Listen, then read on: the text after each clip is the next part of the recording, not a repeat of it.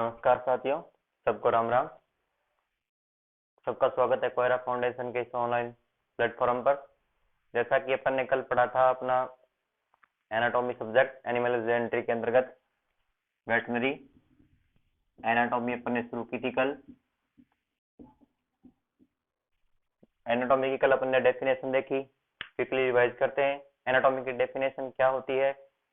पशु शरीर को काटकर उसके आंतरिक अंगों, ऊतकों आदि का अध्ययन करना क्या कहलाता है? वेटनरी एनाटॉमी कहलाता है। अपन ने इसकी कई ब्रांचें देखी थी। पहली मैक्रोस्कोपिक एनाटॉमी, एक माइक्रोस्कोपिक एनाटॉमी। अपन ने इनका अध्ययन किया था। अगर आपने अभी तक वो पहली क्लास नहीं देखी है तो आप पहली क्लास लगाइए, उसके बाद दूसरी क्लास, रेगुलर क्लासें लगेंगी, एक के बाद एक कंटिन्यू क्लासें होंगी। आप धीरे धीरे क्लासें लगाते रहिएगा। अपन आज शुरू करने वाले हैं अपनी इंपॉर्टेंट टर्मिनोलॉजी। चलिए देखते हैं। कल एक दो इश्यू आए थे कि जो याद करने का तरीका है, याद कैसे हो। तो याद करने का तरीका बताता हूँ।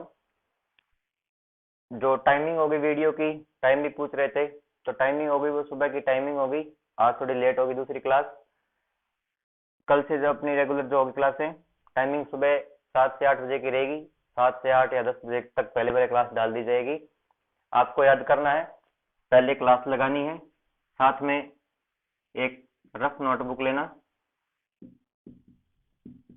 रफ नोटबुक लेके उसमें रफली नोट करते रहना, और उसी वीडियो को शाम को दोबारा जो रिवाइज करना है।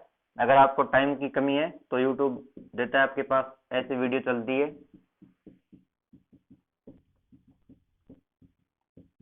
यानी स्पीड होती है ये 1x, 1.5, 1.75 या 2, जितनी भी स्पीड में देखनी है आप एक बार इनको रिवाइज कर लें। जितनी जो आपके समझ में आता हो वैसे।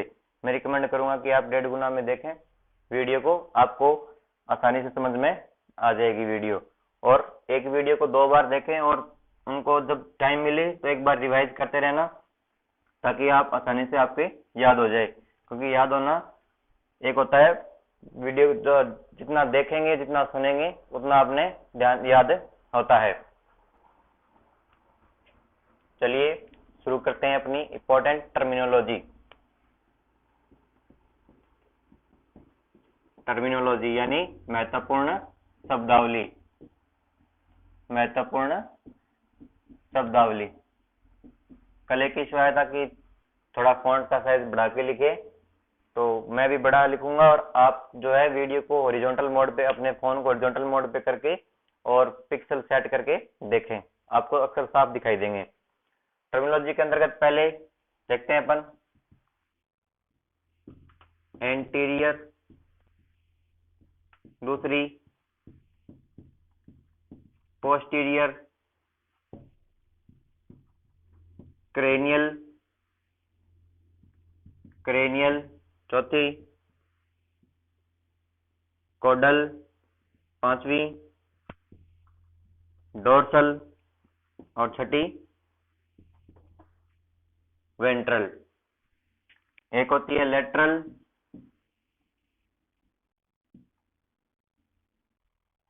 एक होता है रोस्ट्रल,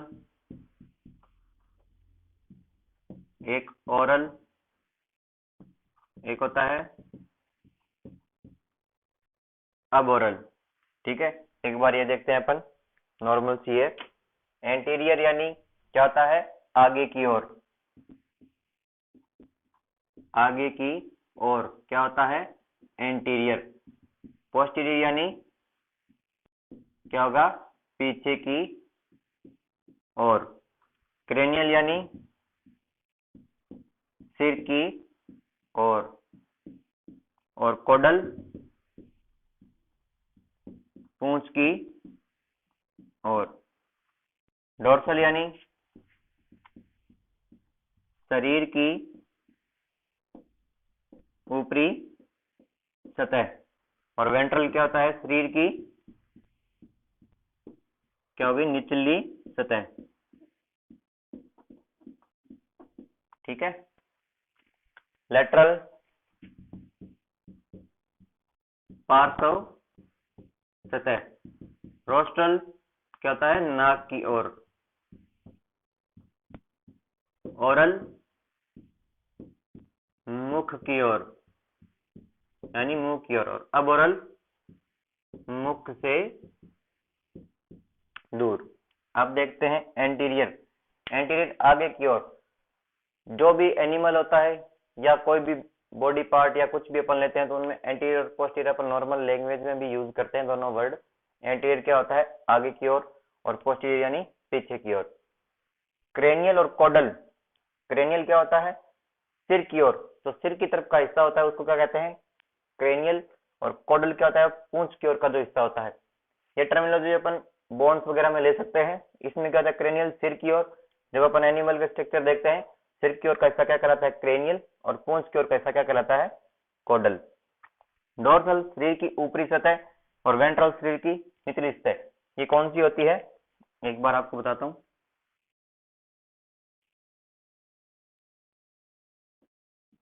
ज्यादा डायग्राम बनाना तो आता नहीं मेरे को, पर एक बार नॉर्मल सा समझा देता हूँ आपको। जैसे ये मानते हैं कोई कैटल है नहीं, वैसे मान लेते हैं ये कोई कैटल है। इसमें अपन देखते हैं कि कौन सा क्रेनियल होता है, कौन सा कॉडल होता है। जो ये वर्टिब्रा वाला भाग है, ये कौन सा हो गया? क्रेनियल। और जो ये क्या हो गया? वेंट्रल, सॉरी, ये हो गया डोर्सल। क्रेनियल ये होता है डोर्सल। जो ऊपर वर्टिब्रा वाला भाग होता है वो क्या कहलाता है? डोर्सल। यानी शरीर की ऊपरी सतह कौन सी हो गई? डोर्सल। और शरीर की निचली सतह कौन सी हो गई? वेंट्रल। इस भाग को कहते हैं अपन एंटीरियर, इस भाग को पोस्टीरियर। ये हो गया अपना क्रेनियल, और ये अपना हो गया कॉडल। ओरल मुख की ओर। अब ओरल मुख से दूर, मुख से दूर कहीं भी हो सकता है। रोस्टल नाक की ओर। और लेटरल सतह होती है पार्श्व सतह। पार्श्व सतह कौन सी होती है? जो ये साइड वाली सतह होती है दोनों, ये कौन सी सतह कहलाती है? पार्श्व सतह या लेटरल साइड कहलाती है। ठीक है, एंटीरियर आगे की ओर। ये अपनी होगी टर्मिनोलॉजी। और रहती है कुछ और आती है, एक बार इनको देखना, नोट कर लेना और रिवाइज कर लेना।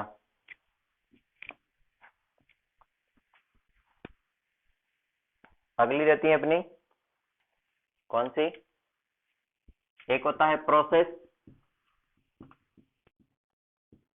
एक होता है कॉन्डाइल, एक होता है एपिकोंडाइल, एक होता है फोसा, एक होता है फीसर, एक होती है फोरामेन। क्या होते हैं प्रोसेस? बड़ा उभरा हुआ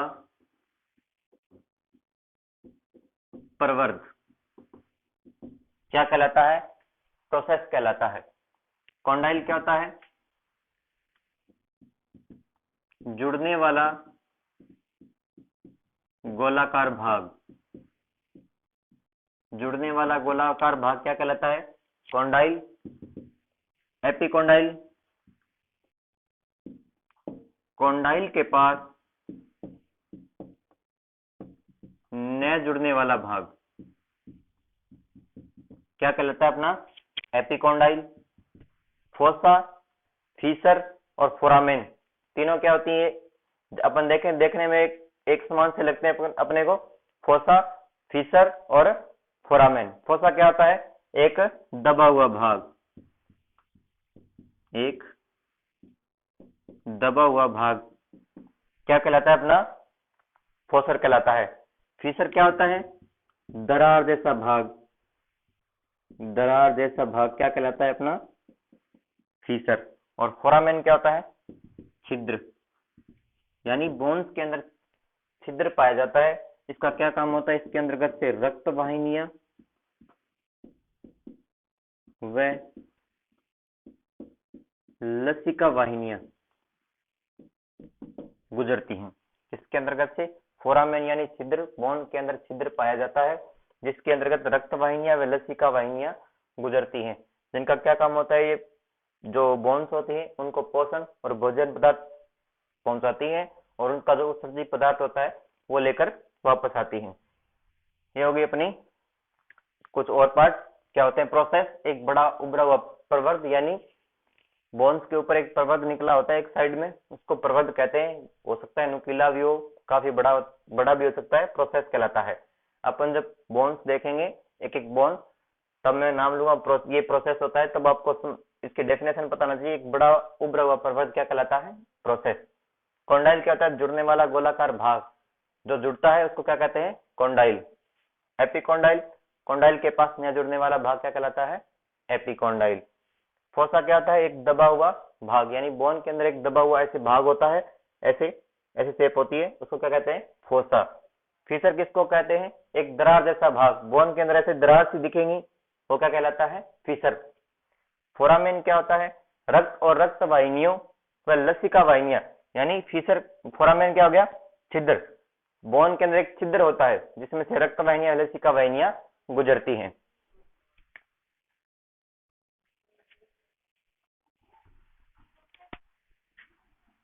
इससे आगे अपन और देखेंगे, कुछ और टर्म रह जाती है अपनी।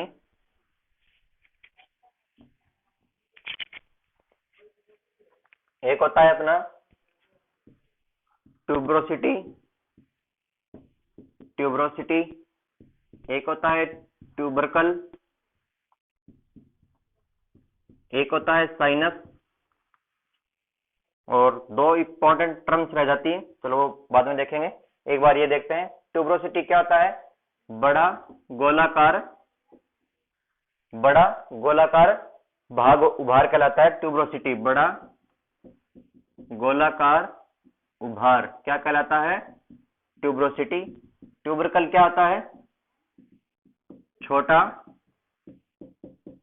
गोलाकार उभार क्या कहलाता है? ट्यूबरकल कहलाता है। और साइनस क्या होता है? बोन के अंदर, बोन के बीच एक गुहा या कैविटी पाई जाती है, जिसमें क्या होता है? जिसमें वायु या द्रव भरा रहता है, द्रव भरा रहता है। क्या कहलाता है? साइनस कहलाता है। ट्यूब्रोसिटी क्या होता है? बड़ा गोलाकार उभार। और ट्यूबरकल क्या होता है? छोटा गोलाकार उभार। इनकी नॉर्मल सी डेफिनेशन एक बार याद रखना आ सकती है। ट्यूब्रोसिटी, ट्यूबरकल, साइनस क्या होता है? बोन के बीच में कैविटी पाई जाती है। जैसे ये कोई बोन है, इसके अंदर बीच में ऐसी कोई कैविटी पाई जाती है, इसके अंदर क्या होती है?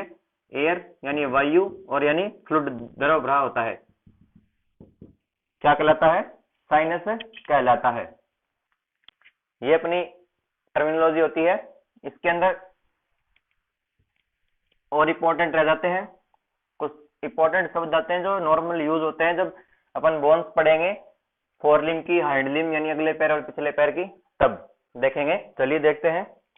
एक होता है अपना, इंपॉर्टेंट है ये, एक होता है अपना पामर और एक होता है अपना प्लांटर। दो भाग आते हैं अपने, एक आता है पामर और एक आता है प्लांटर। क्या होता है पामर और क्या होता है प्लांटर? देखें, शायद आपको पता होगा या नहीं पता तो बताता हूं। पामर और प्लांटर क्या होते हैं? अगले व पिछले पैर का वह हिस्सा जो खड़ी अवस्था में जमीन को छूता है। कौन सा हिस्सा जमीन को छूता है? तो जो हूफ यानी खुर होते हैं भैंस के, वो जमीन को छूते हैं खड़ी अवस्था में, गाय भैंस कैटल सभी के। तो पामर और प्लांटर ये अपने को याद रह जाते हैं कि अगले और पिछले पैर का हिस्सा है जो खड़ी अवस्था में जमीन को छूता है। पर कंफ्यूजन यहाँ हो जाता है कि अगला कौन सा और पिछला कौन सा है। तो देखेंगे अपन, एक बार कंफ्यूजन दूर करेंगे, एक बार इनकी डेफिनेशन देखते हैं। पामर, पामर में क्या आता है? अगले पैर का वह हिस्सा, अगले पैर का वह हिस्सा जो क्या होता है? खड़ी अवस्था में, खड़ी अवस्था में क्या करता है? जमीन को छूता है। किसको? जमीन को छूता है। और प्लांटर क्या होता है? प्लांटर क्या हो गया? पिछले पैर का, पिछले पैर का वह हिस्सा जो खड़ी अवस्था में, खड़ी अवस्था में जमीन को छूता है। क्या कहलाता है? प्लांटर, जमीन को छूता है। क्या कहलाता है? प्लांटर कहलाता है। अब एक हो गया पामर, एक हो गया अपना प्लांटर। पामर और प्लांटर, पामर अगले पैर का वह हिस्सा जो खड़ी अवस्था में जमीन को छूता है, और प्लांटर यानी पिछले पैर का वह हिस्सा जो खड़ी अवस्था में जमीन को छूता है। याद कैसे करेंगे? या तो आपने रीजनिंग पढ़ी होगी, या रीजनिंग नहीं पढ़ी तो आपने क्लास में जो अटेंडेंस ली जाती है वो देखी होंगी। अटेंडेंस अपनी आती थी अल्फाबेट के हिसाब से आती थी हमेशा। इससे पहले देखें कि अपना जो पेपर आता है वो 2 लैंग्वेज में आता है, हिंदी और इंग्लिश मीडियम दोनों में आता है। तो हो सकता है नाम पामर और प्लांटर दोनों दे रखे हो, हिंदी में भी ऐसे ही लिखे जाते हैं ये। तो पामर और प्लांटर में अपन देखें तो इनको अल्फाबेट के हिसाब से मैं बोलूं कि इनको अल्फाबेट के हिसाब से लगाओ तो दोनों में पी क्या होता है? कॉमन। तो यानी पी से पी गया। जो ए है वो अल्फाबेट 1 नंबर पर आता है, जो एल है वो कितने नंबर पर आता है?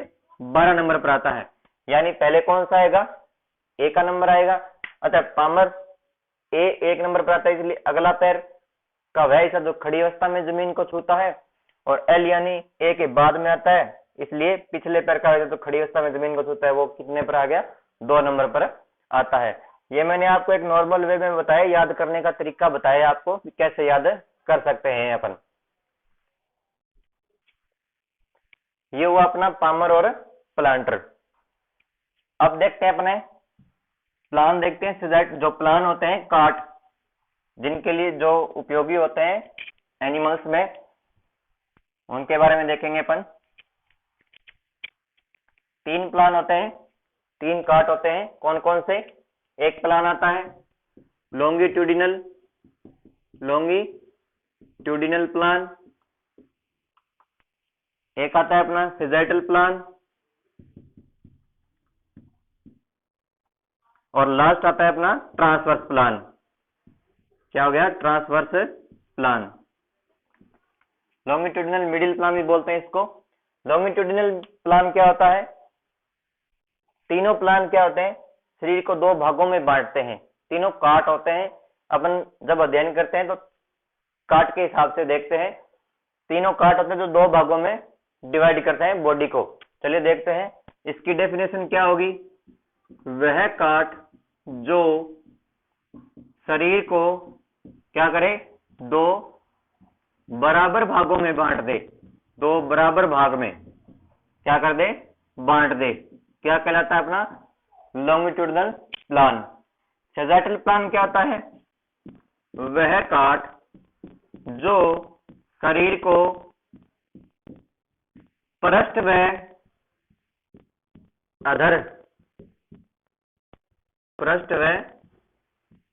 अधर भाग में काट दे। कौन सा प्लान कहलाता है अपना? सिजाइटल प्लान। और ट्रांसवर्स प्लान कौन सा होता है? वह काट जो शरीर को अग्र व पश्च भाग में काट दे। ये कौन सा कहलाता है? ट्रांसवर्स प्लान कहलाता है। यानी काट होते हैं वो, ये तो नॉर्मल सा है कि 2 भागों में बांटेंगे। कौन सा? लॉन्गिट्यूडिनल, सिजाइटल और ट्रांसवर्स में डिफरेंस क्या हुआ? इनके अंदर डिफरेंस क्या होता है? बात करें तो इनके अंदर डिफरेंस हुआ कि लॉन्गिट्यूडिनल के अंदर बॉडी 2 पार्टों में बराबर भाग में बढ़ जाती है, सिजाइटल के अंदर पृष्ठ व अधर के अंदर बढ़ जाती है, और ट्रांसवर्स में अग्र व पश्च के अंतर्गत बढ़ जाती है। लॉन्गिट्यूडिनल 2 बराबर भाग, अगर मैं ये कहूं कि खुद के ऊपर प्रैक्टिकल ले कि अपना जो बॉडी है इसको 2 बराबर भागों में काटना है, तो कौन से 2 बराबर भाग होंगे? बराबर भागों में।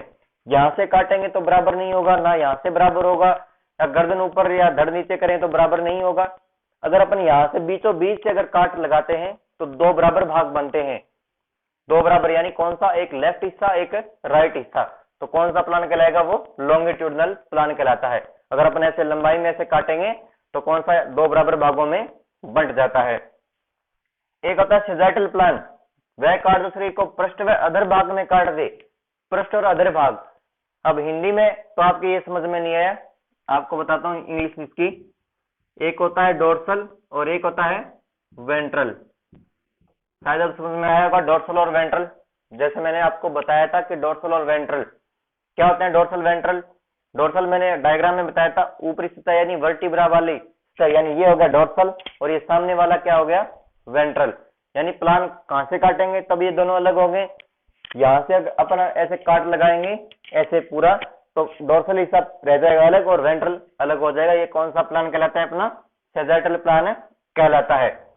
अगला है ट्रांसवर्स प्लान, वह काट जो शरीर को अग्र व पश्च भाग में काट दे। अग्र और पश्च कौन से हो गए, यानी एंटीरियर और पोस्टीरियर, दो भाग हो गए, एंटीरियर और पोस्टीरियर। कौन सा प्लान, ट्रांसवर्स प्लान।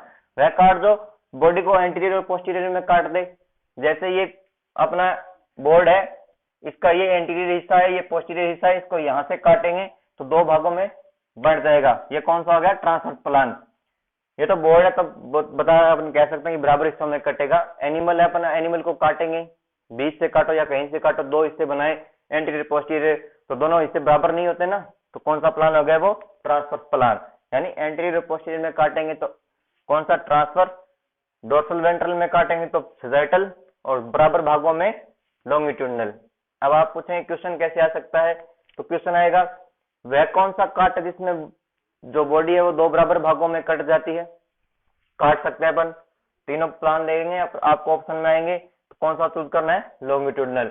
या वह कौन सा काट है जिसमें जो बॉडी है वो अग्र और पश्च भाग में बढ़ जाती है। तीन ऑप्शन में होंगे, अग्र और पश्चिम यानी एंटीरियर पोस्टीरियर में कौन सा काट सकता है, ट्रांसवर्स प्लान। और सेजेटल प्लान में डोर्सल और वेंट्रल में काट सकते हैं।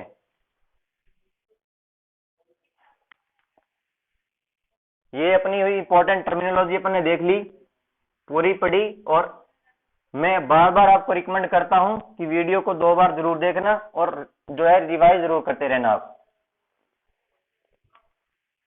अब देखेंगे अपना अगला टॉपिक कौन सा, कंकाल तंत्र, स्केलेटन सिस्टम। अगला टॉपिक होगा अपना कंकाल तंत्र या स्केलेटन सिस्टम। स्केलेटन सिस्टम क्या होता है, स्केलेटन सिस्टम यानी जो जीवों को सहारा और आधान प्रदान करता है। जैसे अपन है, अपन किसके सहारे खड़े हैं, कंकाल तंत्र, अपने अंदर कंकाल तंत्र स्केलेटन सिस्टम है, उसके सहारे अपन खड़े हैं, बोल रहे हैं, चलना फिरना सभी क्रियाएं किसके सहारे होती हैं, कंकाल तंत्र। वैसे कंकाल तंत्र में बोन्स होती हैं, लेकिन है कंकाल तंत्र ही सारा, चलना फिरना बोलना घूमना खड़ा होना बैठना। यानी इसकी डेफिनेशन देखिए अपन तो क्या होगी, जीवों को सहारा व आधार प्रदान करते हैं। क्या करते हैं, कंकाल तंत्र को आदान प्रदान करते हैं, जीवों को सहारा व आदान प्रदान करते हैं। ये इसकी क्या हुई डेफिनेशन। कंकाल तंत्र है, इसके 2 पार्ट होते हैं, 2 भागों में इसको बांटा गया है। पहला कौन सा भाग है, पहला है बाह्य कंकाल, बाह्य कंकाल, और दूसरा कौन सा है, अंतः कंकाल। इसको इंग्लिश में क्या बोलते हैं, एक्सोस्केलेटन, और इसको एंडोस्केलेटन।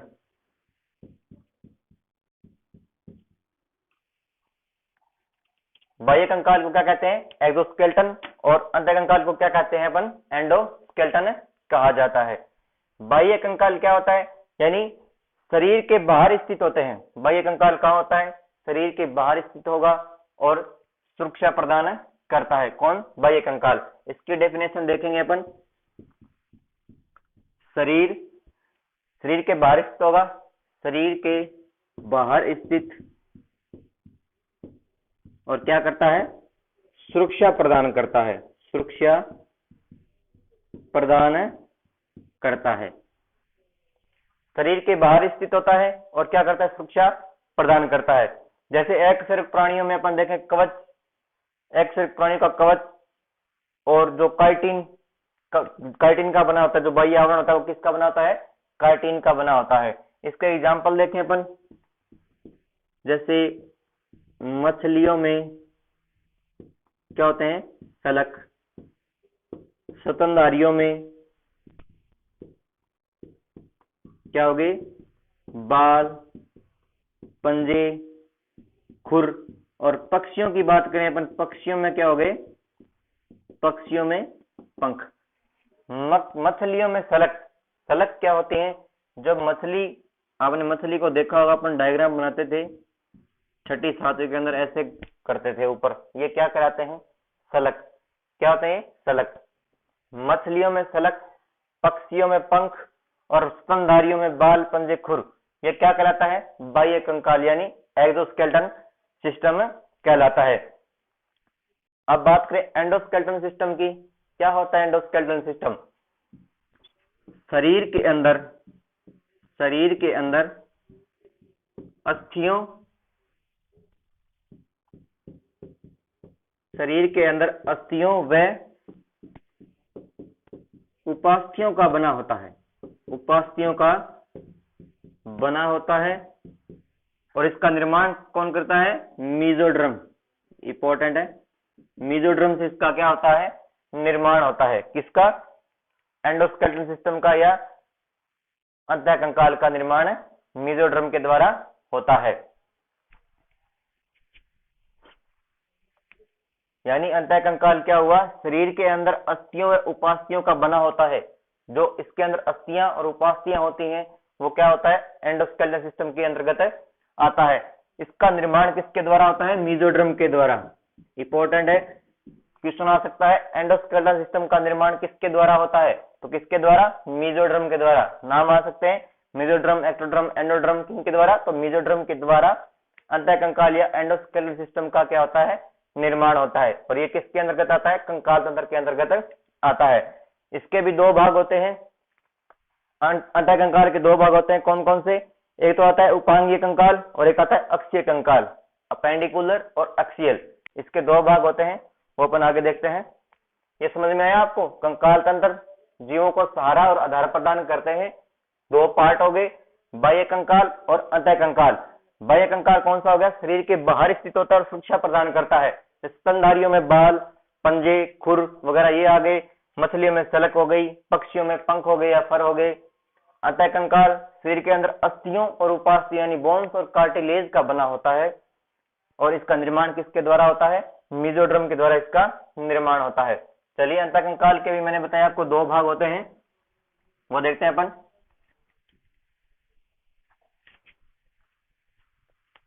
अंतःकंकाल, अंतःकंकाल क्या? अस्थि और उपास्थियों का बना होता है। यहां देखते हैं अपन, यहां लगाता हूं मैं अंतःकंकाल या एंडोस्केलेटन। इसके दो भाग बताए मैंने आपको, कौन कौन कौन से होते हैं? एक होता है अक्षीय या अक्षीय, इसको बोलते हैं एक्सियल स्केलेटन। और एक हो गया अपना उपांगीय या अपेंडिकुलर स्केलेटन सिस्टम। ठीक है, अक्षीय और उपांगीय। अक्षीय क्या होता है? अक्षीय के अंतर्गत अपन जैसे अध्ययन करेंगे अपन खोपड़ी, कशेरुका। अक्षीय के अंतर्गत कौन कौन से आते हैं? खोपड़ी, कशेरुका, रिब्स, पसलियां, सटरनम यानी उरोस्थी आदि इसके अंतर्गत है। इनका अध्ययन किया जाता है। कौन किसके अंतर्गत है? अक्षीयल या अक्षीय स्केलेटन सिस्टम के अंतर्गत है। खोपड़ी, स्कल, वर्टिब्रा, रिब्स, उरोस्थी, कार्टिलेज का अध्ययन किया जाता है। और उपांगी होती है, इसके अंतर्गत अपन पढ़ेंगे अगले व पिछले पैर की बोन्स का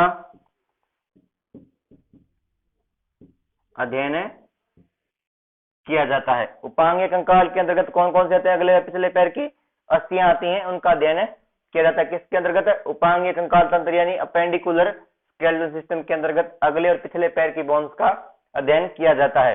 तो अपन ने देखा कंकाल तंत्र के दो भाग, एक्सोस्केलेटन और एंडोस्केलेटन सिस्टम। एक्सो में देखा अपन ने कौन कौन से जो शरीर के बाहरी सतह पर होते हैं और क्या करते हैं, सुरक्षा प्रदान करते हैं। कौन कौन से स्तनधारियों में बाल, पंजे, खुर, मछलियों में क्या हो गए, सलक हो गए, पक्षियों में पंख। एक देखा अपन ने एंडोस्केलेटन सिस्टम, जिसमें क्या था, तो शरीर के अंदर स्थित होते हैं, अस्थियों और उपास्थियों का क्या होता है, बना होता है। और इसका निर्माण कौन करता है, मेसोडर्म किसका निर्माण करता है, एंडोस्केलेटन सिस्टम का निर्माण करता है। इंपॉर्टेंट है, निर्माण कौन करता है इसका, मेसोडर्म के द्वारा इसका क्या होता है, निर्माण। इंपॉर्टेंट है भी क्वेश्चन, मेसोडर्म के अंतर्गत इसका निर्माण होता है। इसके दो पार्ट होते हैं, अक्षीय और उपांगीय। अक्षीय स्केलेटन सिस्टम के अंतर्गत खोपड़ी, कशेरुका, पसलियां, उरोस्थि आदि आती हैं। और उपांगीय के अंतर्गत कौन से आते हैं, अगले या पिछले पैर की बोन्स आती हैं।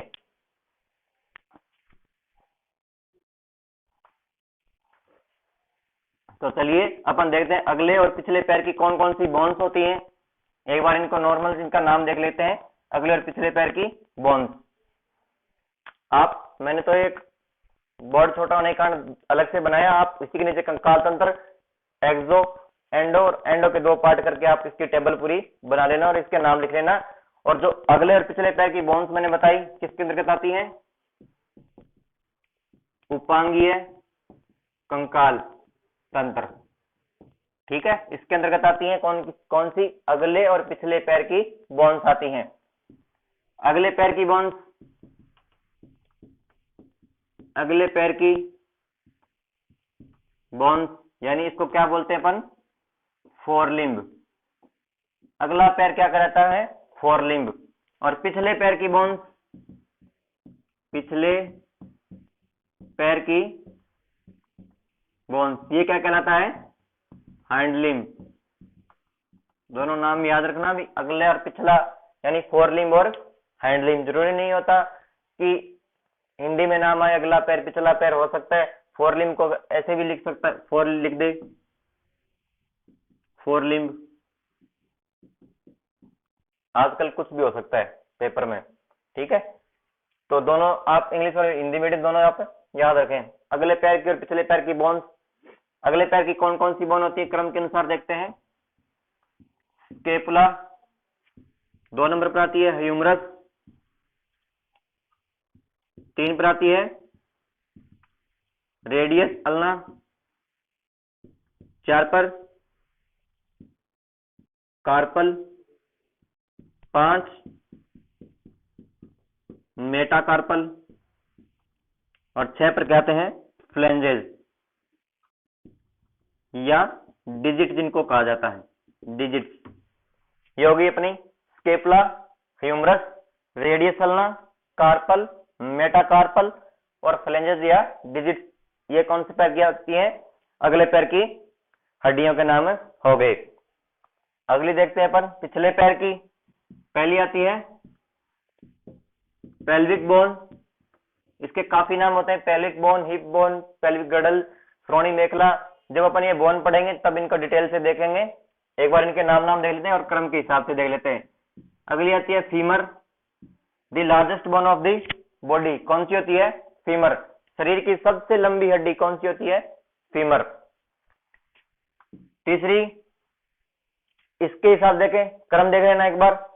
पेल्विक हो गई, अगली होगी अपनी फीमर, यानी यहां पर ह्यूमरस होती है और यहां 2 नंबर पर कौन सी होती है, फीमर होती है। अगली देखें, यहां पर रेडियस अल्ना, यहां पर क्या होगी, टीबिया फिबुला। यहां पर कार्पल, यहां पर क्या होगा, टार्सल। यहां पर मेटाकार्पल तो यहां पर मेटाटार्सल। और यहां पर फ्लेंजेस, तो ये दोनों में सेम रहते हैं, फ्लेंजेस या क्या कहते हैं इनको, डिजिट्स कहा जाता है। एक बार इनको कॉमनली वैसे कंपेयर करके याद कर लेना। स्केपुला इधर होती है, इधर क्या होती है, पिछले पैर में क्या होती है, पेल्विक बोन, इधर क्या होती है, स्केपुला होती है। इधर ह्यूमरस होती है, इधर क्या होती है, फीमर। ये कंपैरिजन। रेडियस अल्ना, इधर क्या होती है, टिबिया फिबुला। इधर क्या होती है, पहले पैर में कार्पल और दूसरे पैर में क्या होती है, टार्सल। इधर मेटाकार्पल, तो इधर क्या होगी, मेटा टार्सल। एक बार इनको कंपैरिजन करना और अपने ऊपर भी लेके देख सकते हैं। स्केपुला, ह्यूमरस हो गई, रेडियस अल्ना, कार्पल, मेटाकार्पल, और फिर देखते हैं अपन फ्लेंजेस हो गए। ठीक है, कार्पल इनको क्या कहते हैं, कैनन बोन भी बोला जाता है। वो अपन आगे जब बोन पढ़ेंगे तब डिटेल से देखेंगे कौन क्या होता है। एक बार इनके अगले और पिछले पैर की हड्डियों के नाम एक बार क्रम से याद रखना, क्रम याद रख लेना एक बार, ठीक है। और आगे अपन पढ़ेंगे डिटेल से। तो आज की क्लास इतनी। कल अपन पढ़ेंगे बोन्स, बोन्स का संगठन, कॉम्पोजिशन, बोन्स के प्रकार, बोन्स के जो टाइप होते हैं, वो लंबी हड्डी, चपटी हड्डी, वो देखेंगे अपन कल की क्लास में। आज इतना ही, और एक बार इनको वीडियो को रिवाइज जरूर कर लेना, जरूर देख लेना। ठीक है, धन्यवाद, राम राम।